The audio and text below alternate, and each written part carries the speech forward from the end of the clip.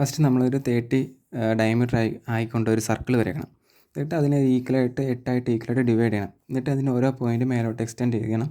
എന്നിട്ട് ഇവിടുന്ന് centre axis ഒരു 60 ആയിട്ട് എടുത്തുകൊണ്ട് ഈ ലൈനെല്ലാം മേലോട്ട് യോജിപ്പിച്ച് അതൊരു റെക്റ്റാങ്കിളാക്കി ഫോം ചെയ്യണം. എന്നിട്ട് അതിനുള്ള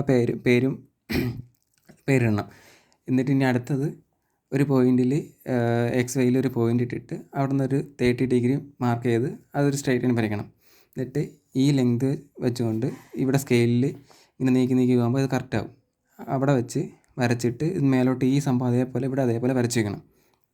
എന്നിട്ട് ഇതിൽ ഓരോ പോയിൻറ്റും താഴോട്ട് എക്സ്റ്റെൻഡ് ചെയ്യണം. അതുപോലെ തന്നെ ഇപ്പുറത്തെ സൈഡും താഴോട്ട്.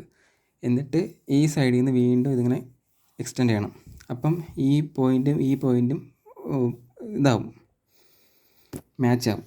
ഇപ്പം തന്നെ ഇവിടുത്തെ എ എവിടെ നിന്ന് വരുന്ന നോക്കാം. അവിടെ ആ ഒരു പോയിൻ്റ് കൂട്ടിമുട്ടുന്ന സ്ഥലത്ത് ഒരു പോയിൻ്റ് ഇടണം, അത് എ ആക്കി. അടുത്ത ബി, ഇവിടെ നിന്നുള്ള ബി എവിടെ നിന്ന് വരുന്നു ആ ഒരു ബി. അതുപോലെ ജി, എഫ് അങ്ങനെ വരയ്ക്കണം. അതുപോലെ തന്നെ ഇപ്പുറത്തും ഇവിടുന്ന് വരുന്ന 1 നോക്കി അവിടെ ഒരു പോയിൻ്റ് ഇട്ട്. അതുപോലെ 2, ഇവിടെ നിന്ന് വരുന്ന 2ൻ്റെ 2 അങ്ങനെ അതും വരച്ച് പിന്നെ അത് യോജിപ്പിക്കാൻ പദ്ധതിക്ക് അതൊരു സിലിണ്ടറായിട്ട് നമുക്ക് കിട്ടും.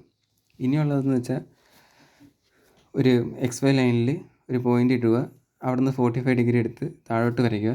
എന്നിട്ട് ഈ വരച്ച അതേ സംഗതി തന്നെ അത് ഇവിടെ അതേപോലെ വരണം. അതിനൊന്നുമില്ല, ഇവിടെ ഈ 2 പോയിൻ്റ് ആദ്യം എടുക്കണം. ഇവിടുത്തെ ലെങ്ത് മെഷർ ചെയ്തിട്ട് ഈ ഒരു ലൈനിൽ എവിടെയെങ്കിലും ആ ഒരു ലെങ്ത് മാർക്ക് ചെയ്ത് വരയ്ക്കണം.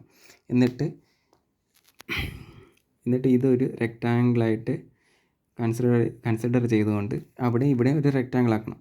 ആ റെക്റ്റാങ്കിൾ ഇവിടെ വരയ്ക്കണം. ഇവിടെയായിട്ട് അത് ആ റെക്റ്റാങ്കിൾ വരയ്ക്കണം. അതിന് കോമ്പസ് ഉപയോഗിച്ചുകൊണ്ട് ഇവിടുന്ന് ഈ ലെങ്ത് മാർക്ക് ചെയ്തിട്ട് ഈ പോയിൻ്റ് വെച്ച് ഇവിടെ മാർക്ക് ചെയ്യണം. അതുപോലെ താഴത്തെ വെച്ചുകൊണ്ട് താഴെ മാർക്ക് ചെയ്യണം. ഇവിടെ ഇത് വെച്ചുകൊണ്ട് ഈ സൈഡിലേക്ക് വരയ്ക്കണം. എന്നിട്ട് അതൊരു റെക്റ്റാങ്കിൾ ആക്കണം.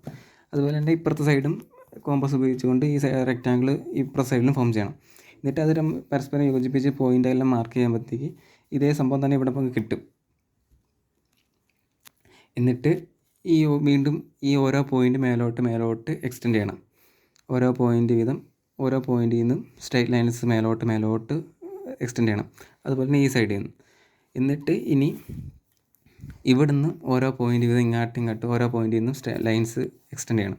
അതുപോലെ ഈ സൈഡിൽ നിന്ന് അങ്ങനെ എക്സ്റ്റെൻഡ് ചെയ്ത് വരുമ്പോഴത്തേക്ക് ഇവിടുന്ന് താഴെ നിന്നുള്ള ലൈനും ഇവിടെ നിന്നുള്ള ലൈനും മീറ്റ് ചെയ്യുന്ന കുറേ പോയിൻറ്റ്സ് ഉണ്ട്. അത് മാർക്ക് ചെയ്ത് അത് യോജിപ്പിക്കാൻ നേരത്ത് നമുക്ക് ഈ ഒരു ഫിഗർ കിട്ടും.